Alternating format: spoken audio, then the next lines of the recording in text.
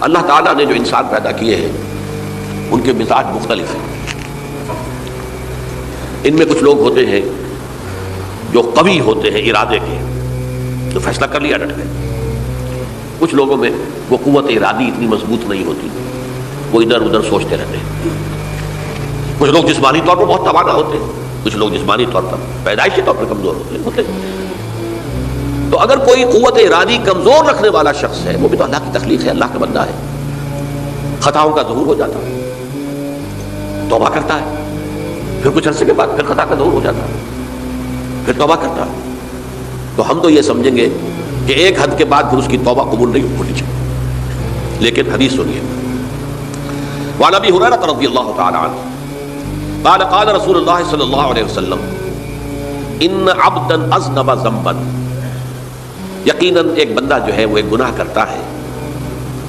فقال، پھر وہ کہتا ہے رب، اے میرے پروردگار، اذنبت فاغفر لی، مجھ سے گناہ ہو گیا ہے، مجھے معاف فرما دے.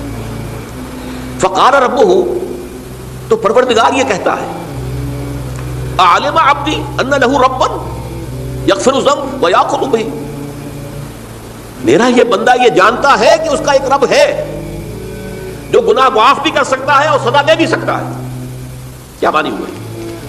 گناہ اس نے کیا ہے لیکن جانتا ہے اللہ کو کہ وہ معاف بھی فرما سکتا ہے، تبھی تو وہ اللہ سے معافی کی درخواست کر رہا ہے. اس کے اس جاننے کی بنیاد پر، اس کے اس علم کی بنیاد پر، اس کے اس ایمان کی بنیاد پر فرمایا غفرت لعبدی، میں نے اپنے بندے کو معاف کر دیا. ثم مکث ما شاء اللہ، پھر وقت گزرا جتنا کہ اللہ نے چاہا. ثم اذنب ذنبا، پھر اس سے گناہ ہو گیا. فقال رب اذنبت ذنبا فاغفر، پھر کہتا ہے پروردگار مجھ سے گناہ ہو گیا، پھر مجھے معاف فرما دے. فقال ربہ، اللہ فرماتا ہے عالم عبدی ان لہ ربا یغفر الذنب ویأخذ بہ، میرا بندہ ہے نا جو جانتا ہے کہ اس کا ایک رب ہے، ایمان باللہ اس کے اندر ہے، تبھی تو پکار رہا ہے. اور یہ بھی جانتا ہے کہ وہ گناہ معاف بھی کر سکتا ہے اور چاہے تو پکڑ بھی سکتا ہے، سزا بھی دے سکتا ہے.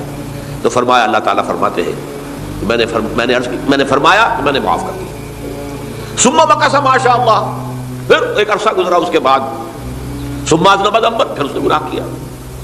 قال رب اذنبت ذنبا آخر، اس نے کہا پروردگار میں نے تو پھر ایک اور گناہ کر دیا، فاغفر لی، مجھے بخش دے. فقال اعلم عبدی ان لہ ربا یغفر الذنب ویأخذ بہ، میرا بندہ جانتا ہے نا کہ اس کا ایک رب ہے جسے وہ پکار رہا ہے، کہ وہ جانتا ہے کہ اسے اختیار حاصل ہے کہ چاہے تو بخش دے اور چاہے تو پکڑ دے. اس کے اس علم، اس ایمان کی بنیاد پر میں نے اسے معاف کر دیا. ایک اور حدیث، میں نے چونکہ اس گفتگو کے لیے ان احادیث کا تفحص کیا ہے، یہ تو بہت ہیں حدیثیں، میں نے ان میں سے کچھ چنی ہے. ہمارے بعض واعظ ناصح وہ بھی کسی شخص کو روکتے رہے، برائیوں سے روکتے رہے، نہیں رکتا تو کہیں غصے میں آ کے اللہ تجھے کبھی معاف نہیں کرے گا. یہ کتنا بڑا جرم ہے، اس کا اندازہ کیجیے اس حدیث سے. تو میرے بندے کو میری رحمت سے مایوس کر رہے ہیں، کتنا بڑا جرم ہے اس کا اندازہ کیجیے.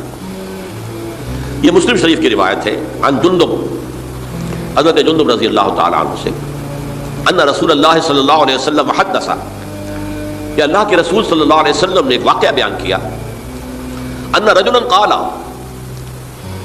کہ ایک شخص نے یہ کہا واللہ لا یغفر اللہ لفلان، کہ خدا کی قسم اللہ تعالیٰ فلاں شخص کو کبھی معاف نہیں کرے گا. وان اللہ تعالیٰ قال، اس پر اللہ تعالیٰ نے یہ فرمایا من ذا الذی یتعالی علیہ، یہ کون ہے جو میرے اوپر حکومت کرنے والا آ گیا، جو میری طرف سے حکم لگا رہا کہ میں کبھی معاف نہیں کروں گا. من ذا الذی، کون ہے وہ شخص، الذی یتعالی علیہ انی لا اغفر لفلان، کہ میں فلاں شخص کو کبھی معاف نہیں کروں گا. قد غفرت لفلان، اس کو تو میں نے معاف کر دیا. واحبطت عملہ، اس شخص کے تمام اعمال میں نے ضائع کر دیے کہ تم نے میرے بندے کو مایوس کیا. یہ ہے جرم کی انکار. تو توبہ کی دعوت دیتے رہو، توبہ کے لیے لوگوں کو آمادہ کرتے رہو، توبہ جو ہے اس کے لیے ترغیب دیتے رہو. اللہ تعالیٰ معاف فرمانے والا. اب آخری حدیث سنا رہا ہوں، یہ تو بہت ہی عجیب حدیث ہے اور متفق علیہ، یہ بخاری اور مسلم دونوں میں. حضرت ابو سعید الخدری رضی اللہ تعالی عنہ جو ہے وہ اس کے راوی ہیں. حضور نے فرمایا کانا فی من کانا قبلکم رجل قتل 99 نفسا، تم سے پہلے جو امت تھی بنی اسرائیل، گویا کہ ان کا ذکر ہے، اس میں ایک آدمی ایسا تھا جس نے 99 قتل کیے تھے۔ اب آپ اندازہ کیجئے کتنا بڑا گناہ کبیرہ ہے قتل۔ قرآن مجید میں آتا ہے فَكَأَنَّمَا قَتَلَ النَّاسَ جَمِيعًا، اگر ایک انسان کو بھی ناحق قتل کر دیا گیا تو یہ ایسے ہی ہے گویا کہ اس نے پوری نوع انسانی کو قتل کر دیا، اس نے 99 قتل کیے۔ فَهَلْ لَهُ مِن تَوْبَةٍ، پھر اس کے بعد یہ ہوا کہ اس کے اندر توبہ کا جذبہ پیدا ہوا۔ فَسَأَلَ عَنْ أَعْلَمِ أَهْلِ الْأَرْضِ، تو اس نے پھر سوال کیا، لوگوں سے پوچھا کہ زمین میں رہنے والوں میں کون سب سے بڑا عالم ہے۔ وَدُلَّ عَلَى رَاهِبٍ، تو اسے بتایا گیا فلاں راہب فلاں جگہ پر ہے، وہ بہت نیک ہے، بڑا عالم ہے۔ فَأَتَاهُ، وہ اس کے پاس آیا، فَقَالَ أَنَّهُ قَتَلَ 99 نَفْسًا فَهَلْ لَهُ مِن تَوْبَةٍ، انہوں نے کہا دیکھیے راہب صاحب میں نے 99 انسان قتل کیے، اب مجھے یہ بتائیے کہ میرے لیے توبہ کا کوئی امکان ہے؟ فقال لا، اس نے کہا نہیں۔ فقتلہ، اس نے اس کو بھی قتل کر دیا۔ فکمل بہ 100، اپنی سینچری مکمل کر لی، مطلب 99 کے بعد ایک کی کسر تھی، اس کو بھی قتل کیا، 100 پورے کر لیا۔ ثم سأل عن عالم اہل الارض، پھر اس نے پوچھا کوئی اور کوئی بڑے عالم انسان ہو۔ فدل علی رجل عالم، پھر اس کی رہنمائی کی گئی ایک بڑے عالم شخص کی طرف۔ فقال انہ قتل 100 نفس، تو اس نے وہاں جا کر کہا کہ میں 100 انسان ہلاک کر چکا ہوں، قتل کر چکا ہوں۔ فہل لہ من توبہ، میرے لیے توبہ کا کوئی امکان ہے؟ فقال نعم، اس نے کہا کیوں نہیں، 100 قتل کیے تب بھی کیا ہے، توبہ کا راستہ دروازہ کھلا ہوا ہے، معلوم یغرغر، جب تک کہ وہ گھنگرو نہیں بج رہا اس وقت تک تمہارے توبہ کا دروازہ کھلا ہوا ہے۔ پہلے افراد توبہ کریں اور صحیح توبہ کریں۔ صحیح توبہ کیا ہے؟ ہماری زندگیوں میں کوئی حرام شے ہے فوراً نکال باہر، ہماری معاشرت میں اور اس معاشرے میں رہتے ہوئے جو قانون ہے جس کے ہم پابند ہیں، ہم کسی زانی کو رجم نہیں کر سکتے، ناممکن ہے، یہ تو قانون ہی بنے گا تب ہوگا۔ ہم کسی چور کا ہاتھ نہیں کاٹ سکتے، تو قانون بنے گا تو ہوگا۔ تو ہم جن چیزوں پر عمل نہیں کر سکتے قانوناً، ان کے علاوہ باقی پوری شریعت جس پر عمل کیا جا سکتا اس پر عمل پیرا ہوتا ہے۔ سود میں بند نہیں کر سکتا، بینکوں کو میں آگ نہیں لگا سکتا، اور بینکوں کو آگ لگا دیں گے تب بھی سود تو ختم نہیں ہوگا، لیکن یہ تو کر سکتا ہوں نا کہ براہ راست سود میں ملوث نہ ہوں، سود پر قرضہ لے کر اپنا کاروبار نہ چمکاؤں، نہ بڑھاؤں، سود پر قرضہ لے کر اپنے مکان نہ اونچا کروں، یہ تو کر سکتا ہوں۔ تو کم سے کم جو ڈائریکٹ کسی نے قانون نہیں بنایا کہ لازم ہے آپ پر کہ آپ سودی قرضہ لیں اور اپنی بلڈنگ عالی شان بنا لیں، کسی نے نہیں کی۔ یہ اگر کر رہے ہیں تو آپ مجرم ہیں۔ آپ کے معاشرے میں کوئی قانون نہیں بنا کہ پردہ ختم، برقع حرام، مصر یہ ترکی میں تو کر دیا گیا تھا، برقع حرام، وہاں تو سر کو اوپر جو ہے ڈھانپنا جو ہے، سکارف لینا بھی ممنوع ہے، یہاں تو نہیں ہے۔ پھر یہاں جنہوں نے چھوڑا ہے مجرم خود ہے۔ یہاں تو اللہ کا شکر ہے کوئی ایسا مصطفیٰ کمال پیدا آج تک نہیں ہوا ہے کہ جس نے ان چیزوں کا حکم دیا۔ ہاں ترغیب ہے، ذرائع ابلاغ کے ذریعے سے، فحاشی ہے، عریانی ہے، لیکن چوز آپ خود کرتے ہیں، فیصلے کا اختیار آپ کا اپنا ہے۔ تو جن چیزوں کے اندر بھی گناہ سے بچنے کا امکان ہے اس کو عملاً ترک کیا جائے، اور نمبر 2 عزم مصمم کر لیا جائے کہ اللہ اب بقیہ زندگی جتنی بھی ہے اس میں اپنی توانائیاں، اپنی قوتیں، اپنی صلاحیتیں صرف کروں گا تیرے دین کی تبلیغ اور تیرے دین کے قائم کرنے کی جدوجہد۔ عزم مصمم، یہ سلطنت خدا داد پاکستان، اور اللہ ہے خاص ہے خاصان رسول، وقت دعا ہے، امت میں تیری آ کیا جب وقت پڑا ہے۔ میں اپنے احساسات جو ہیں آپ کے سامنے الفاظ میں بیان نہیں کر سکتا۔